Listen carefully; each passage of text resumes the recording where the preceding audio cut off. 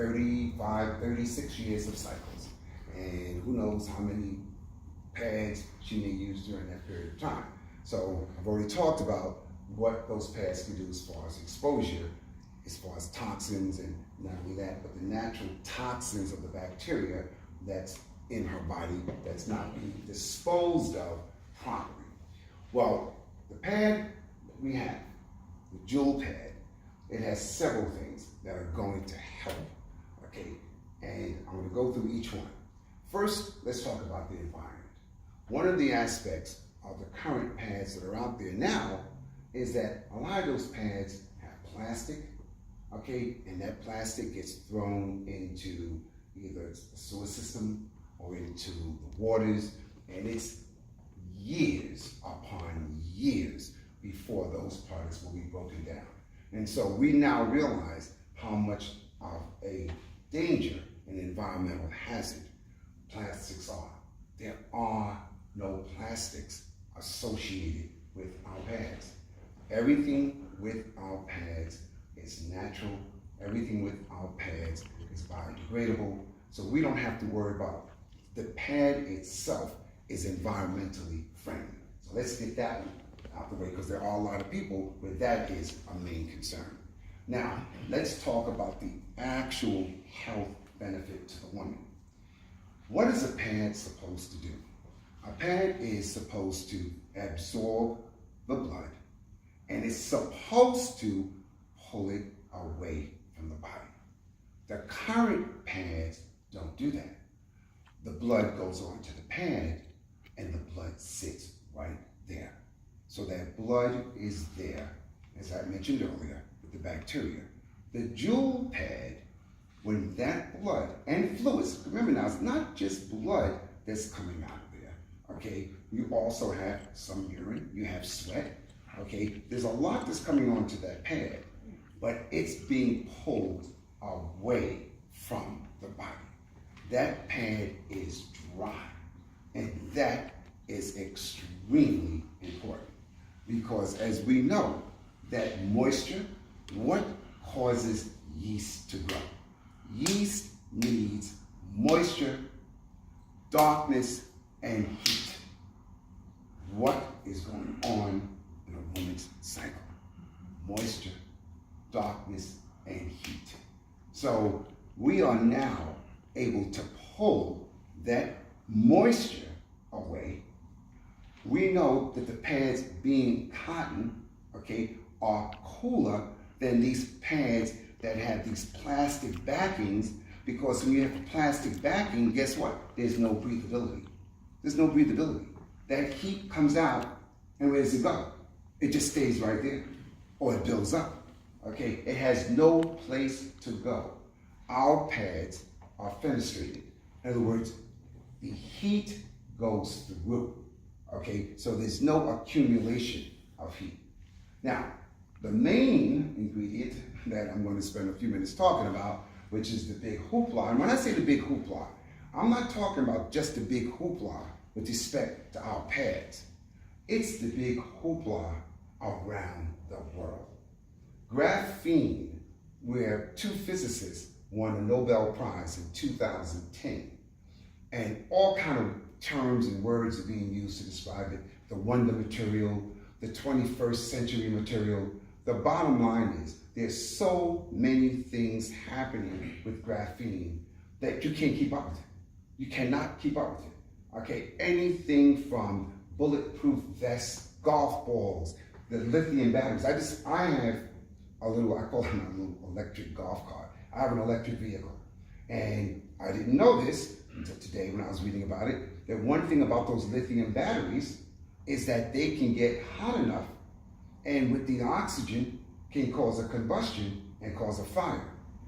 They're now looking at putting graphene into the lithium batteries to prevent those things from happening.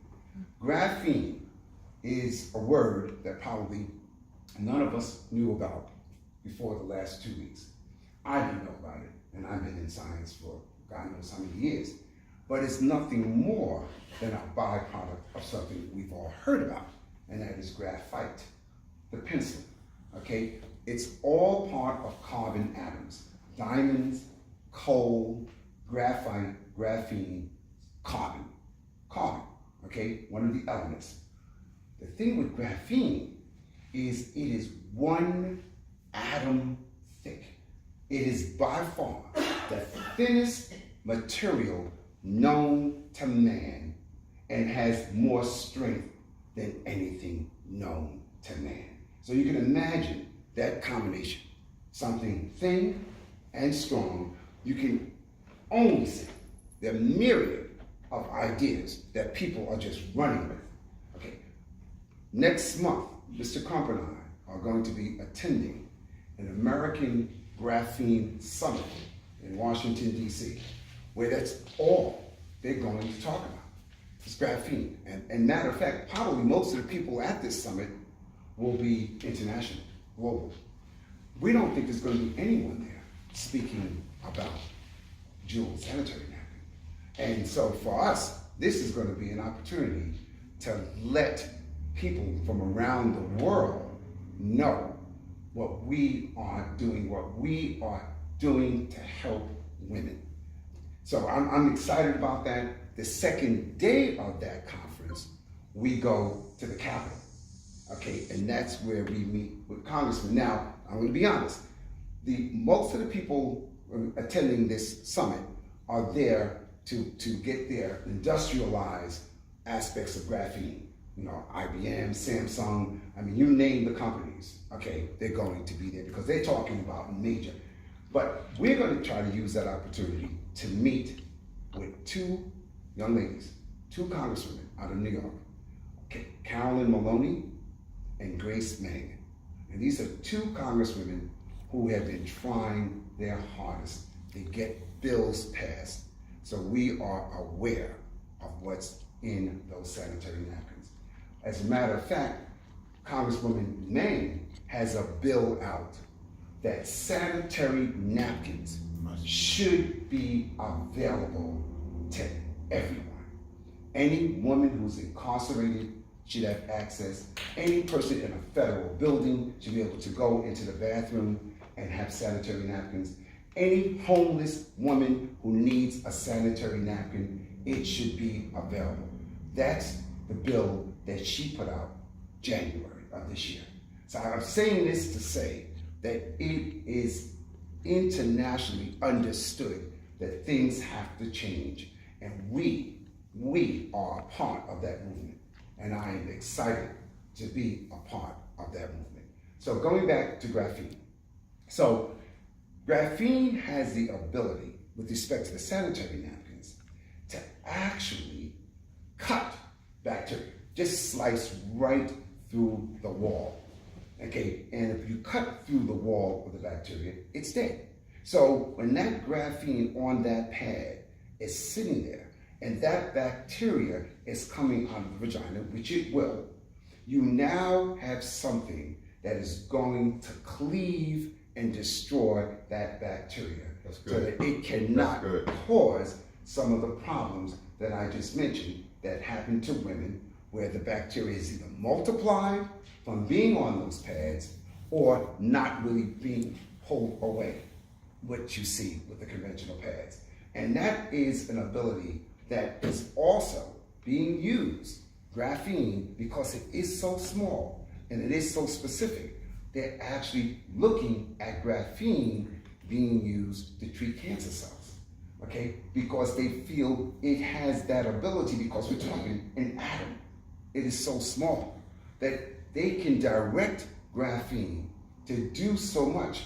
They're using it now for diabetes testing, some of the machines. Okay, so you're gonna hear more and more about graphene